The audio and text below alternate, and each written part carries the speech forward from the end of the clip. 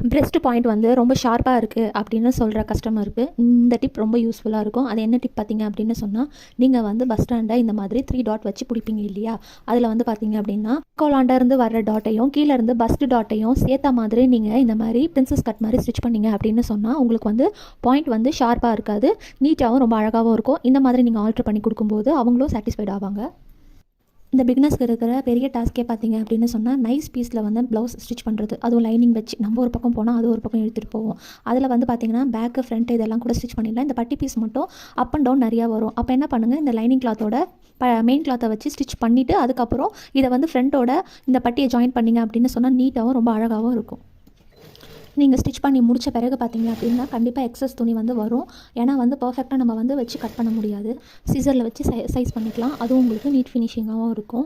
இது வந்து பிகினர்ஸ்க்கு ரொம்ப யூஸ்ஃபுல்லாக இருக்கும். ரெண்டாவது பார்த்தீங்கன்னா நம்ம நெக் லோ அண்டை வந்து லைட்டாக லூஸ் வரும். அந்த லூஸ் வந்து இந்த சைஸ் நீங்கள் பண்ணாமல் விட்டுட்டீங்க அப்படின்னு சொன்னால் கண்டிப்பாக அந்த லூஸ் வரும். அதனால் நீங்கள் ஸ்ட்ரைட்டாக வச்சு மார்க் பண்ணி அதுக்கப்புறம் இந்த மாதிரி கொஞ்சம் எக்ஸ்ட்ரா பீஸ் லூஸாக இல்லாமல் டைட்டாக இருக்கும். அட் சேம் டைம் உங்களுக்கு ஃபினிஷிங்கும் ரொம்ப அழகாக கொடுக்கும்.